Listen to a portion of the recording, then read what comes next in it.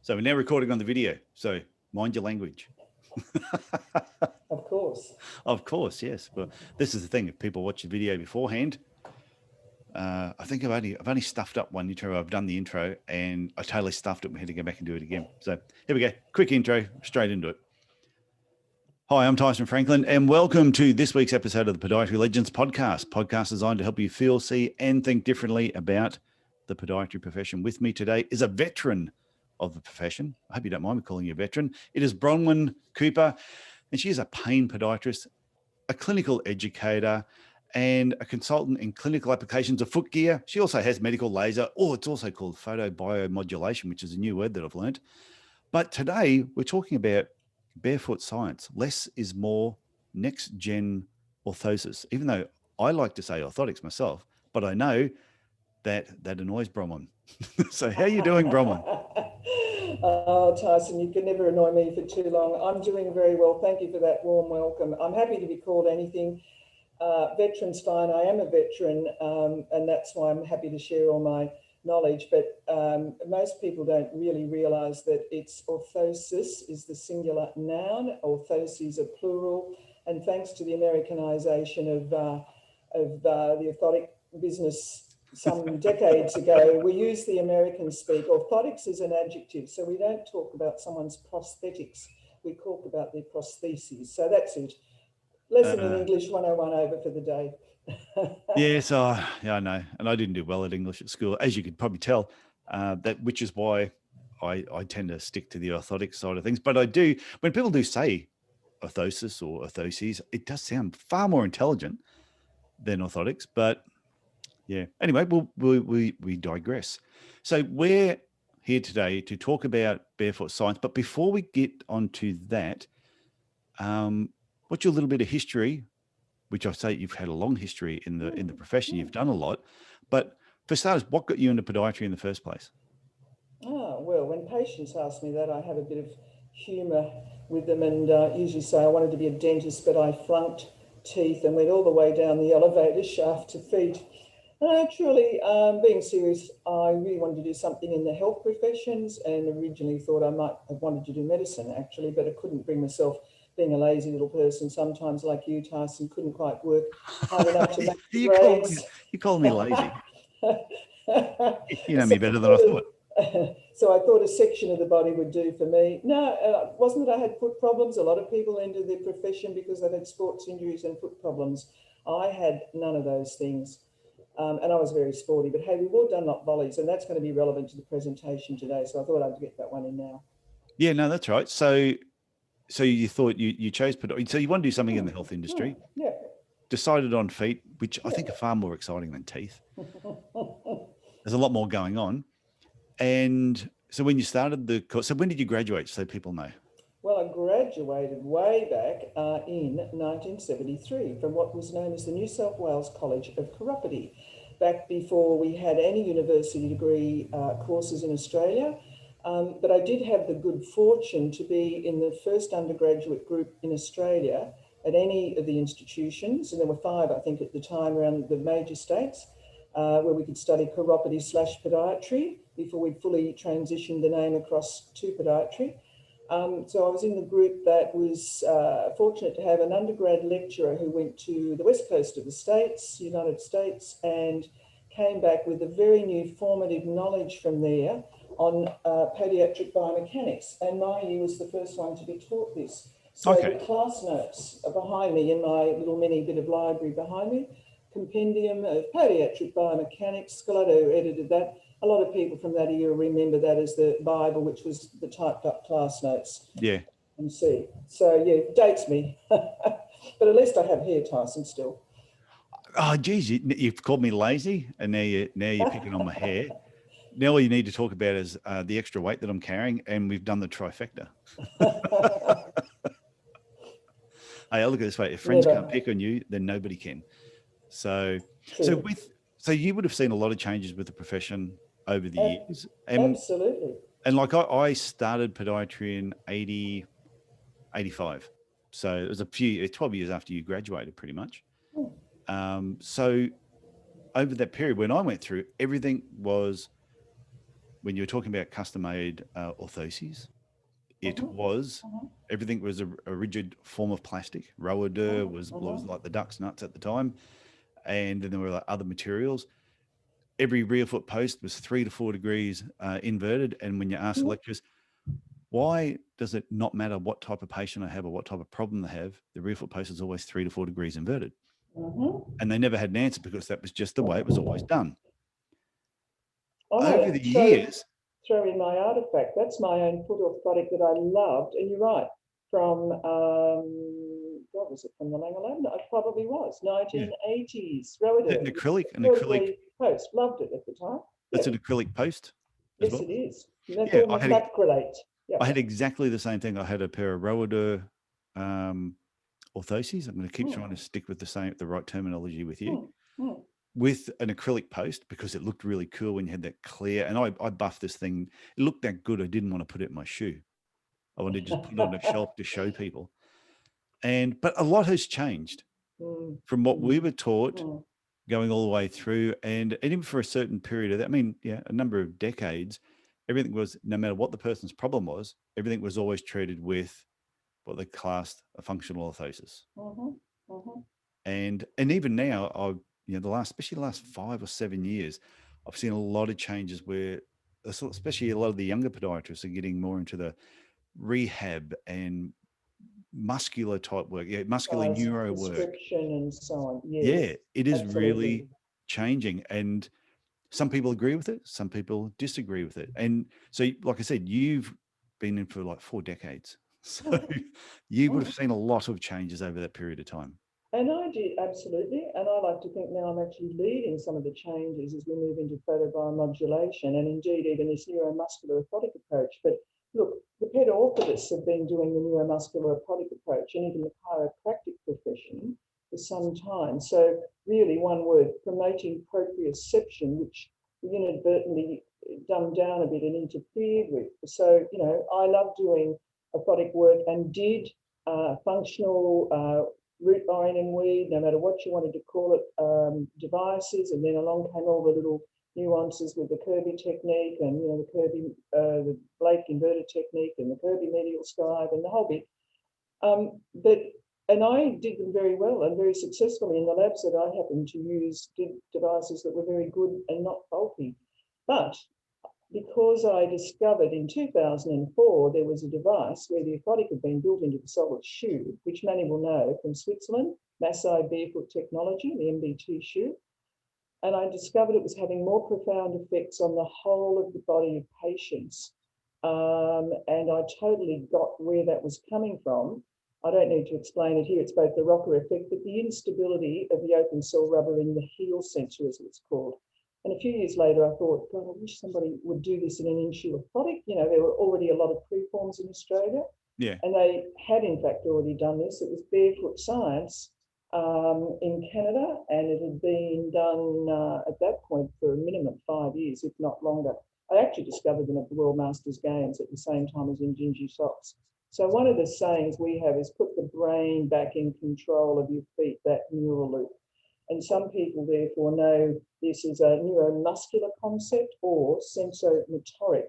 And the orthotists, most colleagues in podiatry would be a bit shocked to hear, have actually really led the way with this in Europe in particular, with a custom-made approach in this that is just fantastic with brain injured and a number of kids with, complex brain injury problems and cerebral palsy and whatever. And I saw some of that. I spoke not on this area, but on, I spoke on barefoot function and running at the 2012 International Pediatric Conference here in Sydney, and also on some cases using Barefoot Science. So, what I really would like to pose to people is, what if you actually didn't need to keep the foot continually guided and splinted in its direction of movement or supported? It's really about creating instability under the foot to result in stability through increased muscle firing and strengthening of muscles. Does that confuse you, Tyson? Oh, only fraction. Is it appropriate for me just to show people at this point? We've got a central dome. Well, I know, like if somebody, so if Yeah, like so I'd say if you're listening to the podcast, you can if you watch the video, just Bronwyn's going to just show you something on the video. I'll describe it then. Yeah. So what you've got is sizes according to shoe size: extra small, extra small through to extra large. So what I could be like a commentator at the football. You know, when you're watching the football, and you're listening to it on the radio. Yep. So as you were describing, I say, Bronwyn at the moment is now holding up one of the inserts from a full length Barefoot Science, but 3/4 length is mechanically the same without the 4-foot cushioning, as you know, and we tend to use these in dress shoes, and I use them a lot. And I mean, any 3/4 length device, generally podiatrists are familiar with when we use full length and 3/4, but I use them a lot and always have done in 3/4 for a high volume 4-foot, like swelling, a Morton's neuroma, hallux valgus, hallux limitus, and all of those conditions, amongst other things, and post-op edema and so on. So when you look at it side on, it's got a central dome exactly where a Birkenstock sandal or shoe has a central dome, which nearly all of the audience will be familiar with. Tyson, they, would you believe, Birkenstock in 1774, Johann started as a shoemaker in Hesse in Germany. And they came up with a flexible footbed in Frankfurt. It was Conrad Birkenstock in 1886. So that concept is a static one in a Birkenstock. In the Barefoot Science, you turn the inner sole upside down, and what's facing the screen is a slot, if you like, underneath the central dome. And in this progressive strengthening kit comes a series of, now packaged in a little separate box, resistance plugs. And I just say to the primary age kids with Sever's disease and so on, it's like weight training. The individual foot muscles, when mummy and daddy go to the gym to get stronger, you know, as their muscles get stronger, etc., they run for longer on the treadmill or they pump more weight, whatever. The kids get it. So in the package, for the sake of the tape, there are 1 through to 7 graded sized resistance plugs made out of fairly flexible soft rubber to begin with. Level 1, you start at level 1 always and work your way through the level 7. And look, neuropathy, these are an absolute standout for my last patient just before this interview suffers with chemo-affected neuropathy. And I have here the full-length version in what is a model that they call Therapeutic Plus, and it's simply the addition of Celiant in the top cover. So mechanically, they work exactly the same as a progressive strengthening system, but you'll also know of the 200,000 nerves that we've got in our feet. There's a high concentration under the centre of the arch, the tickly bit. The kids know it as the tickly bit. So what you're doing is you're getting a gentle massage there of your Merkel's discs. People, you know, revisit their functional neurology on that one, but we'll just throw it in there. And it's why this is an absolute incredible thing for balance, which is also a lot of diabetics and neuropathic feet and just generally older folk. So I use it on all of those problems. And what is Celiant, you might say? Celiant is the material that is inside the top cover. It's the minerals that are woven into that top cover because they harness the body's own naturally created infrared energy. So that, you know, I'm not talking about laser, but that's what laser is, infrared energy. And it redirects that energy back into the foot and it increases oxygenation. There's a study about it. So do you still do custom-made orthoses, or you no longer use them and you only use the Barefoot Science? If I need to, I will do it. And initially I would do about 1 a year since 2010. I customise these, of course, when patients are in certain health funds, as you would appreciate. And I rarely need, even with a major tib post, because remember, I'm using footwear as well. I talked about coming to this via the MB2 story, but I, in my specialised footwear outlet, stock the stable rockers and other footwear as well as Zero Drop, etc. So with a tib post, I would virtually always use a stable rocker shoe, put the Barefoot Science in, and probably just put in a 3-degree, like a orthotic extended wedge, you know, the anti-pronation wedge in under the device. But sometimes I just adjust it by sticking it on the bottom surface of the insole itself, so that you actually don't need the correction that we thought we needed. You know, it's what I said earlier, but what if we don't need that? And Tyson, most people aren't aware there are over 300 ready-to-wear or preformed orthoses on the market for health professional use in Australia. So even at our last national conference nearly 2 years ago, the Orthotic people, they had a mass of models. That's just one company from New Zealand that we all are familiar with. They had 33 models alone in their range. Okay, so the question here is, a lot of people are looking for alternatives. We're seeing a lot of people wearing orthotics for way too long. Like, what's the exit plan? A few people have it on their website. What is your exit plan from your orthotics if you're in static support orthotics? Because we generally don't keep another part of the foot, or sorry, the body continually splinted and braced. But we've done it with feet, and we didn't understand the impact of proprioception. So, one word, proprioception. So I'm now at the point where I have a lot of patients coming in with multiple sets of what are failed orthotics, meaning they fail to help their treatment. But, when you hear the story like the mother in Brisbane who had her 12-year-old at the time daughter given 4 sets of customised devices in 1 year, all of which failed, we've had some discussions on some of these forums before about how this is now increasingly given the profession a bad name if you don't have enough of the right tools to implement with your patients. And what people will love that are in the audience is you never have a single orthotic fitting problem in your life with these Tyson or a dissatisfied patient. Now, that is very powerful. So when you're applying these to different problems, what is your success rate in comparison to other treatments? Huge. So what I'm doing, what I want to be here too, is a little bit of a devil's advocate, because I know there's people listening to this at the moment that will probably wonder, like at the beginning of each day when you sacrifice your goat and burn some incense and do all that, because I talk to a lot of podiatrists now all around the world, and I'm getting all these different opinions and philosophies and thinking, which is great. And that's like the whole idea of this podcast, is not to be sitting on one side of the fence. I sit on the fence now, and I want to introduce people to different thinking and different ideas, and then let them decide what they think works best for them. And you do that very well, I might add.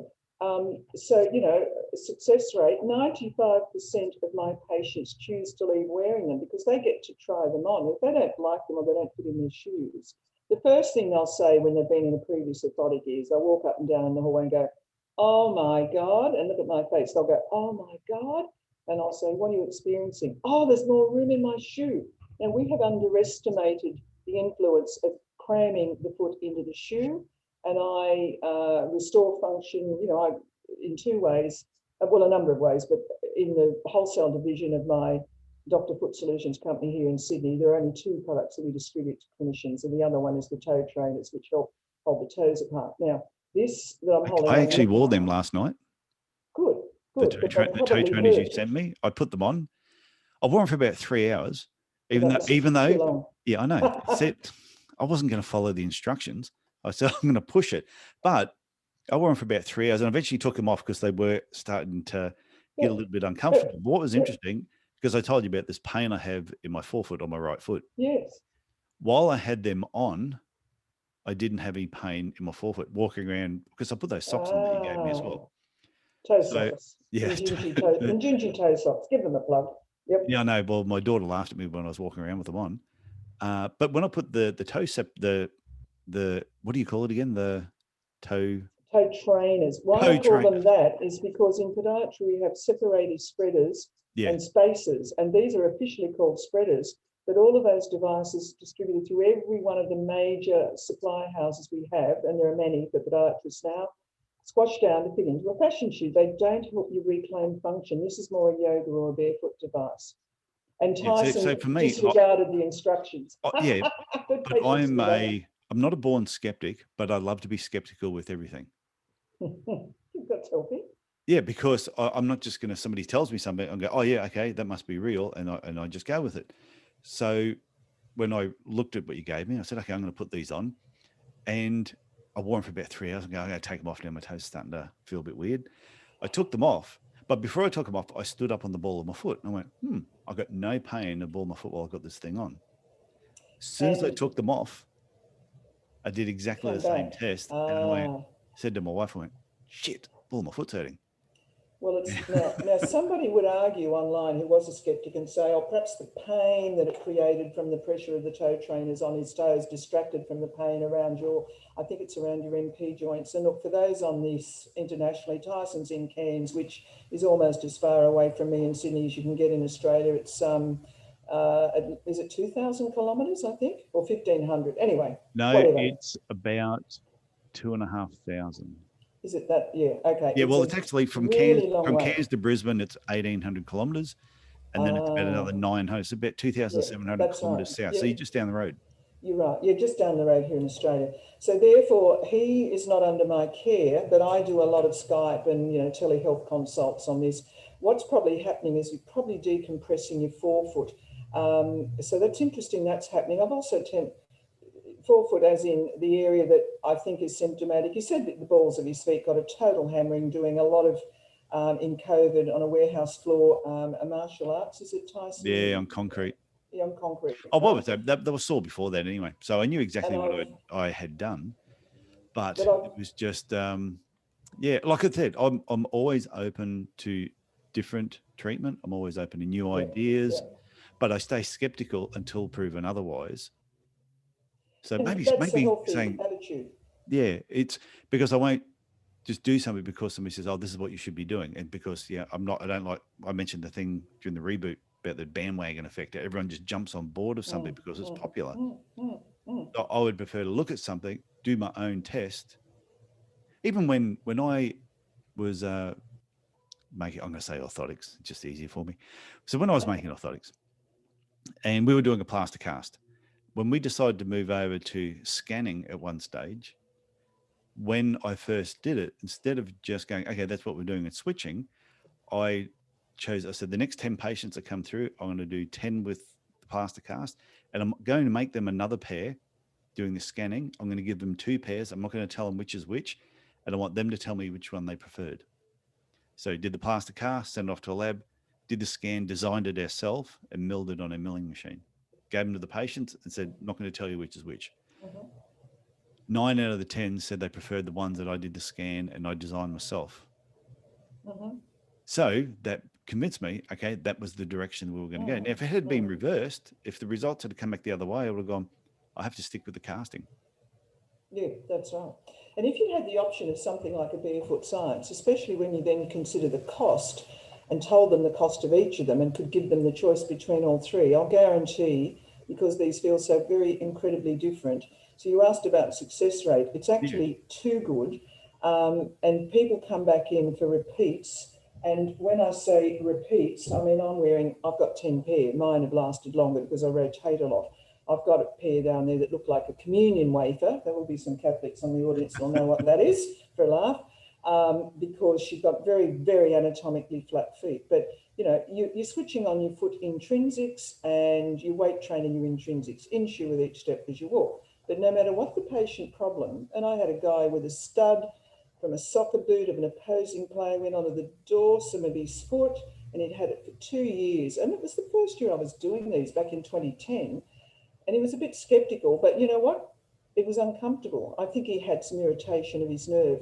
I gave him Barefoot Science. He said, look, I'll give it a try, because he knew they felt comfortable. They never feel uncomfortable. They are not bulky in the shoe. And he sent me an email 2 weeks later and said the problem went within 5 days.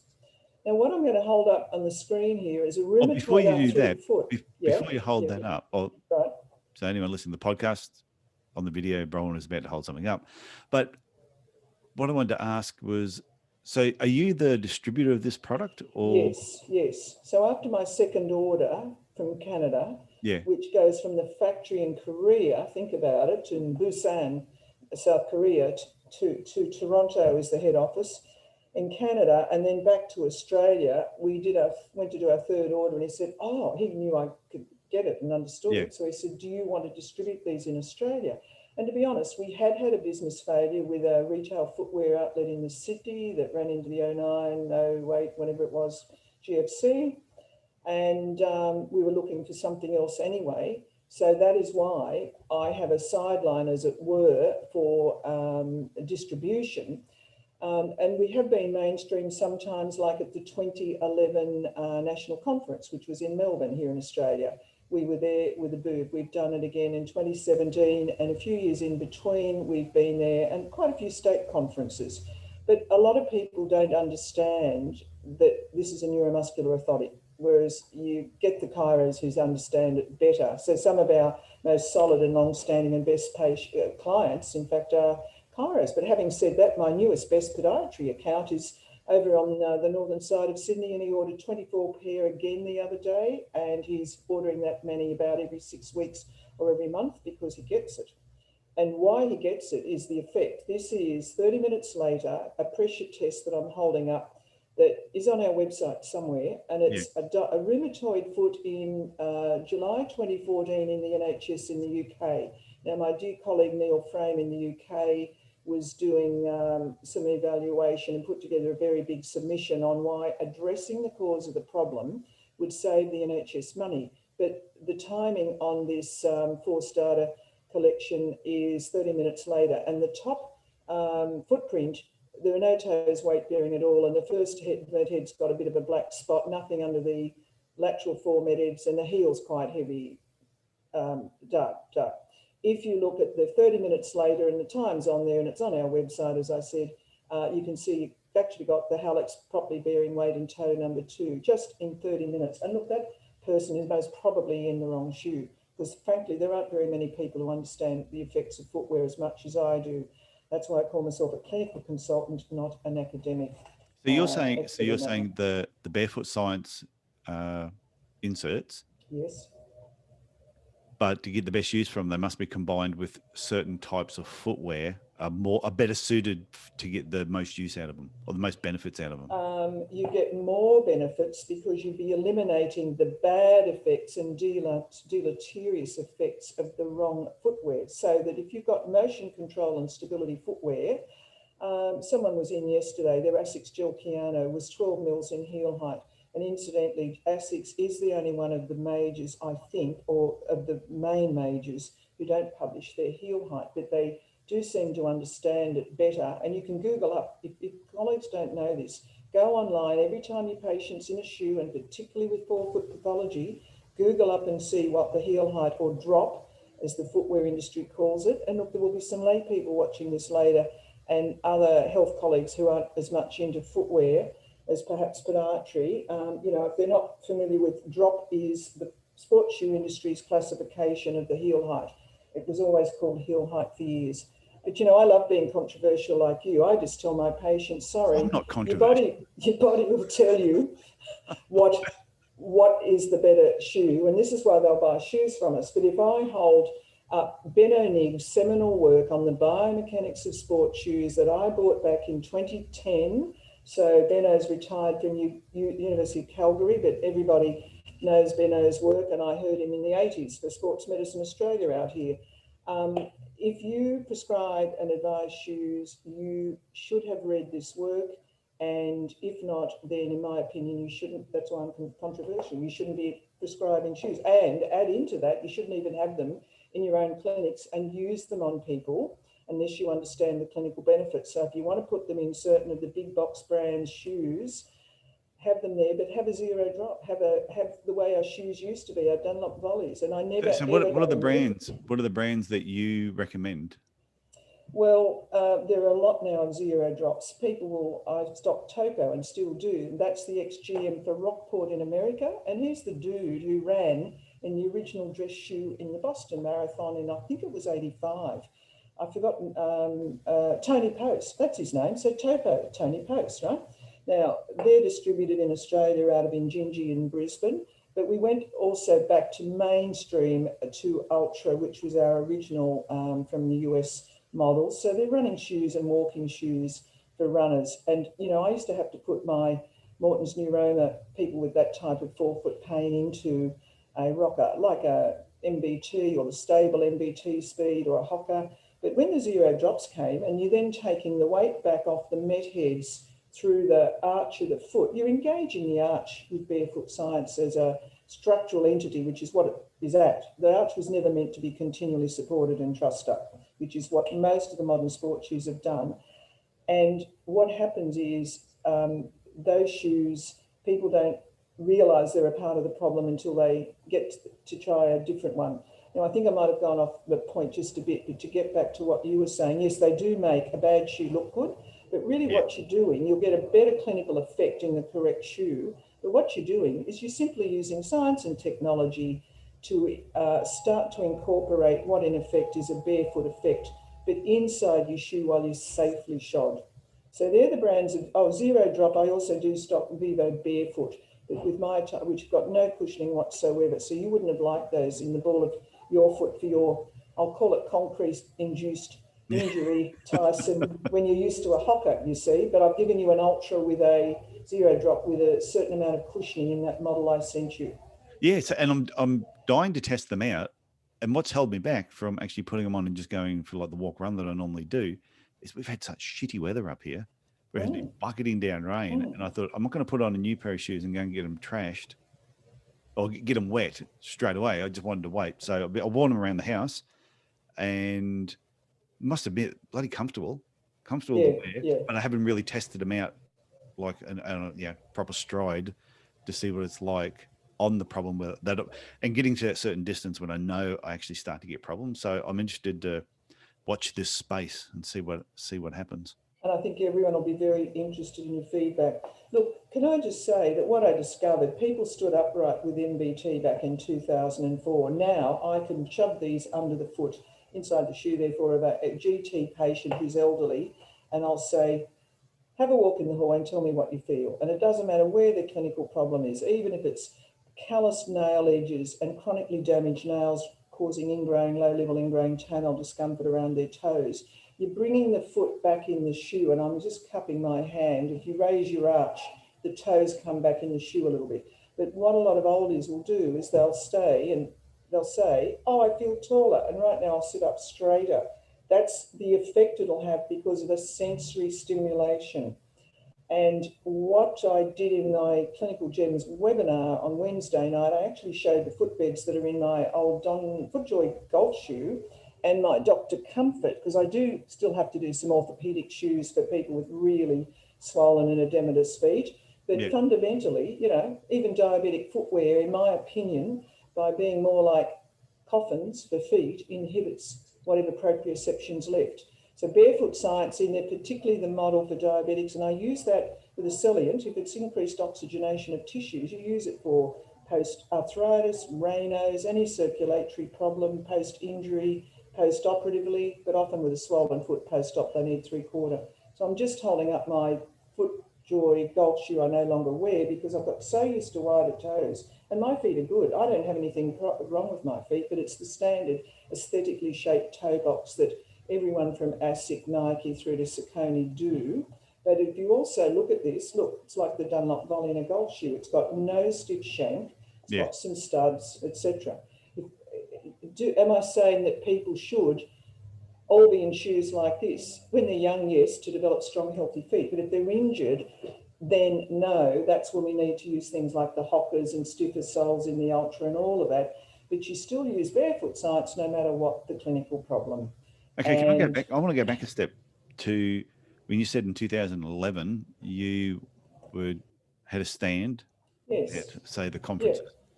Said again in 2017 did some of the state ones. What was the reaction from other podiatrists as you've been trying to introduce this? We had a huge lot of visitation at the booth in Jeff Shed, as they call the Melbourne Convention Centre. I remember it well in 2011. Now, we've had a lot less since at other conferences, and that's a general trend at conferences. Any exhibitor will tell you that interest in visitation has been falling off to their booths for a long time. Even if you're next to the ASIC booth or the principal sponsor, often, or one of them at even, podiatry, they're certainly at Sports Med. At that same conference, Nike had a very big booth, which they don't generally do at our conferences. They usually do it via the athlete's foot. Hocker always have, they've done that for quite a while. Now, this is the Nike booklet that I use in my presentations. Nike's R&D showed back, and this is before 2011, that for the foot, it showed when they surveyed their Stanford athletes in the US, what was the best shoe? They said no shoe. So, you know, Tyson, if you're the marketing dude for Nike, what do you do with that? You try and build a shoe, which was called Nike Free, which is close as possible to bare feet. Now, barefoot, and yet they were giving podiatrists discount on very trussed up, you know, over-processed sports shoes with stability and motion control in them. Now, if you think back at that time in 2011, a lot of clinicians in my profession, yours, podiatry, still didn't understand why barefoot function was better. Well, that sounds simplistic. That's perhaps not the right way to put it. They knew that if people often changed into a less supportive, less heel height, less cushioned, etc. shoe, they got injured if they were a runner. But not enough people looked at why they were getting injured. So why were they getting injured? Because the shoe had changed their gait. And if your proprioception's interfered with, you can land heavily into the shoe. And I'm just slapping my hands together, simulating a heavy foot strike, instead of a nice, controlled, soft landing. And we now know it as cadence in runners, which is exactly the same thing as stride length in walkers. So, you know, I can show clinicians how to really easily deal with a lot of basic running problems and how to identify the shoe as part of the problem very easily. Whereas most clinicians now, as I used to, Tyson, even I used to get very, intimidated, I think, when I had a really elite level runner in. That's all changed. And you can see that I'm really enjoying what I'm doing in my career. I've been doing stuff for a long time with feet and people. I just love it. And I've moved more into chronic pain, but Barefoot Science is an absolute integral part of all of that. Because even the lady just before this session with her chemo-induced neuropathy, her feet feel so much better. She goes to yoga. She can do a lot more with her feet. We're using medical laser on her, which is the principal thing. So, you know, it's great that it's got universal applicability. Now, there is one problem with Barefoot Science. The product is actually so good, Tyson, that I get some people coming back in, like a woman last year with a daughter. They were both, for God's sake, whiffing their insoles I gave them in 2012. And like the guy that I mentioned about the soccer cleat injury on the dorsum of his foot, for instance, you know, this is the story you see all of the time. I was in the CBD for 27 years here in Sydney. I've been here in Drummoyne for 10 years. And, you know, I bumped into one of my long-standing city patients in a coffee shop about 4 years ago. So she then came back to me. I didn't know she'd moved into this area. But one of the first things we did at her general treatment appointment was put her into Barefoot Science. And at the next appointment, she's saying, my back is so much better. My back is so much better.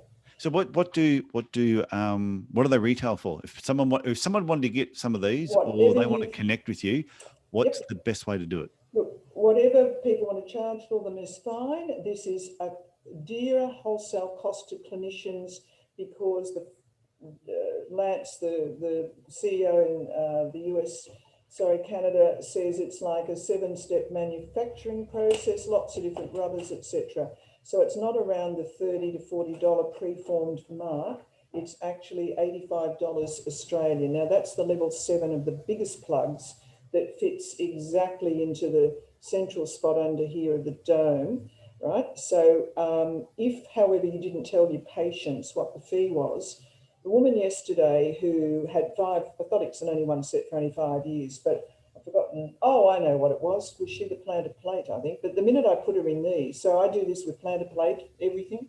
Yeah. She walked in the hallway and came back and she's like, oh, that's so much, and her eyes are like my sources of eyes I'm showing now. Oh, that's so much better. I feel like I'm walking better. Now, you don't usually get that result, but your result from everyone is different, as you know. And if she didn't know the fee at that point, usually I've already told them, but she didn't know the fee. And I said, well, if I said that these were $380, so I'm just playing with her. Yeah. And she said, oh, those things cost me $500, right? And we have colleagues, as you know, that are charging over $800 now that Bupa's paying a rebate on their gold plan of up to 85% apparently of $800 fee. And a lot of the public just don't know that a lot of clinicians' lab fees, I'm yet to find one, I think, other than one very specialised lab that's about $120 or $130, and some of them are as low as $80 a pair. So the 85? Yeah, I think it's actually $5 or $10 dearer for the therapeutic plus. I charge $200 for these in my clinic. I could easily charge way more than that. I charge $180 for the other. But I've got a chiropractor client that charges more than I do. Yeah, that's right. So if people want to get hold of them, where do they go? What website do you have set up for them? In Australia, and I just want to point New out to people Zealand too that this is not a cash for comments podcast. I have not brought you on here because you have paid to be on here. We are just talking about this. I invited you on as a guest. I knew what you were doing.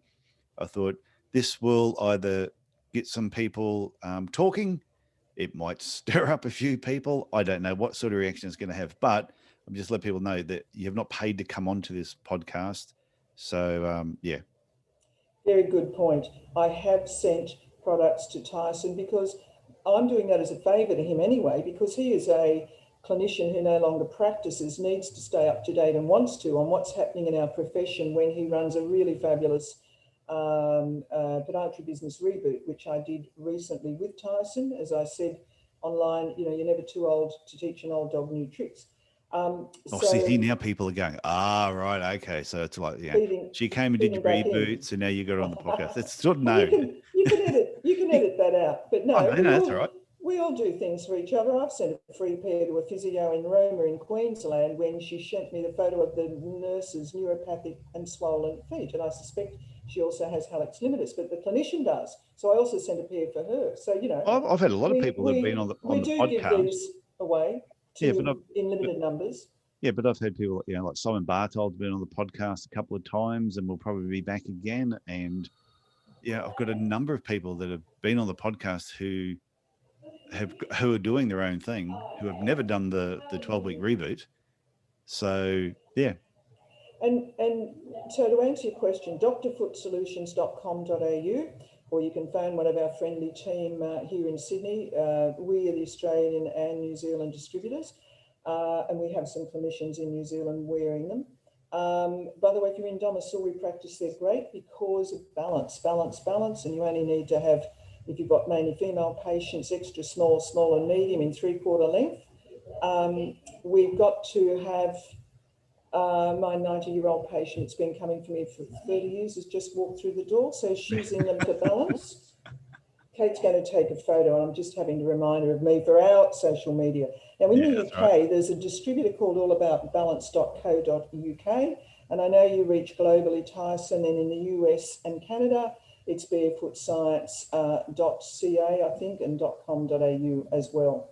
Yeah, we're happy for people to get in touch, and we give second opinions. And I now run my webinar series, as you know, having done. Yeah, give that a plug just before we finish up, just to let people know about what's called Clinical Gems. Gems by a clinician for clinicians. So instead of just going and sitting and listening to a lovely academic, hardworking dude or colleague present research which shows more research is needed, you get videos and photos, just take them quickly in the clinic on my phone. I use a very high-tech medical laser, but I don't use high-tech systems here, partly because fundamentally I just don't really have the need or can't afford it. And I only do the clinic part-time and moved into a specialised pain clinic. But really, the thing is that, you know, we've all changed and evolved as our medical practice and knowledge has evolved. Really, if you want to think about it this way, if motion control and stability has been discredited in sports shoes since it first came out of Portland, Oregon with Nike back in, you know, the old days, and they didn't get into all the motion control until at least the 80s. So if it's been discredited and you look at the ASICS gel piano of perhaps 10 years ago versus now, and I'm not singling ASICS out, it's just a well-known one to everyone know, it would be certainly a lot less weight. I'm not sure what, I'm guessing at least 20% because there's less hard plastics and rubber and, you know, all of the stuff. In fact, I've got look, here's a Brooks Beast, and that from 2010, but shoes aren't like this now. So if it's been discredited in footwear, do you think it might have been the orthotic industry? So when you think about it, of course it has, and that's why everyone's moved away from the hard plexidor or roador, which we loved, and everyone, you know, now says, oh, we use, you know, soft EVA and so forth. But the point is that even the heel counter, the stiffener, you don't need all of that. Tyson, one of the world's leading brands of comfortable shoes, which a lot of colleagues don't understand, but I stock them, and this is not their Go Walk or go run in a slip-on shoe, one of the safest to use as a slip around the house for an oldie. And in fact, the 90-year-old who's just walked in for her appointment wears these around the house as slippers. Tactile, we've all heard our wonderful colleague, Professor Hilton Menz of La Trobe, on balance, and they do a lot of stuff on tactile. So you've only got 4 mils of heel height. They're walking and running shoes, soft heel counters like the Ultra, the Topo, Vivo Barefoot, My FootJoy golf shoe, all of that. So maybe we threw the baby out with the bathwater, and it's a bit like the processed vegetable oil story called Margarine, you know, which had its heyday maybe 15 years ago, hardly takes up any space in the supermarket aisles because that concept of heating oils and putting them together as a horrible tasteless spread is being discredited, and we're back to using butter, ghee, olive oil. You know, it's the same story. Everything old is new again. We go around in circles. So less really is more. I would urge any of you that haven't thought through this to really, you know, look at this carefully. And at the moment, if our new website's not loaded, frankly, the UK site's got better info than ours on this and better graphics, but ours will be there soon with the new website for drfootsolutions.com.au. So if people want to find out more about the clinical gems, where do they go for that? Same website? Same website. It's the third Tuesday of the month via webinar. I've presented over many years, and I've been the only podiatry speaker at the Australian Medical Laser Association conference in Melbourne in 2018. And Barefoot Science was always a part of the treatment for those patients, but I was speaking in that instance on photobiomodulation, as it's called, that big word that you're getting used to now. Yeah. So, Bronwyn, I want to thank you for coming on the Podiatry Legends podcast, sharing your knowledge in the area of barefoot science, which, like I said, I reckon this is going to divide people one way or another. So it'll be interesting, the feedback from this particular episode.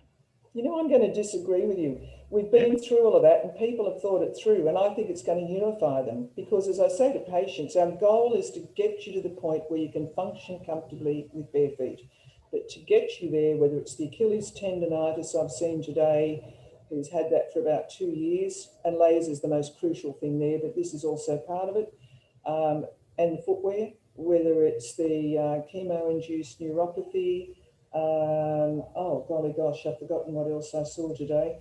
A new patient early in the morning, that's right, who was plays 3 hours tennis a day, like a bruised back pad actually, because, you know, increasingly most of the heel pain we're seeing is not straight plantar fasciitis, but that's a whole another subject. But no, we're all coming together, and I love these online forums that you and other people have set up because people are able to have these discussions there. And I think we've moved on from the controversy that existed around 2011, 2012, when people truly didn't understand it in our profession and, you know, pilloried it briefly, because if people suddenly went into it, particularly a Vivo Barefoot or a 5 fingers with absolutely no cushioning, your movement patterns have been changed by the early shoes, and you then would get injured. Stress fractures of the metatarsal were common. So before we sign off, the quick way for people, this is a really good practical tip to check this. You can just get your patient to run in your hallway in a short distance in their motion control shoe, if they're a runner,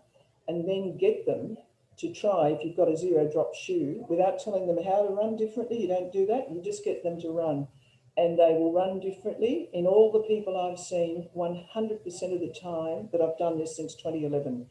And I believe that that applies to everybody. But people now are running with better form. The out in front heel striker is not as evident, whereas what happens when you put a 0 drop on, you pretty much land on it as a 4-foot striker or a mid-foot striker. And it's pretty much usually the same way you'd land if you were barefoot, just in their socks. And you can get them to do that, and they will really recognise the difference in the effect of the shoe, and they will want to change their shoes. But it's a very simple way to do it. People don't have to have a treadmill or an expensive, you know, cinematography or video system, Tyson. And that's why I do clinical gems. I like to give them some practical tips they can take away. No, that's fine. Okay, Bronwyn, so thank you very much. And I'm sure I'll be talking again very, very soon. So thanks for coming on. Tyson. Pleasure. And I'll stop the video now. Anyone watching the video, thank you. See you again next week.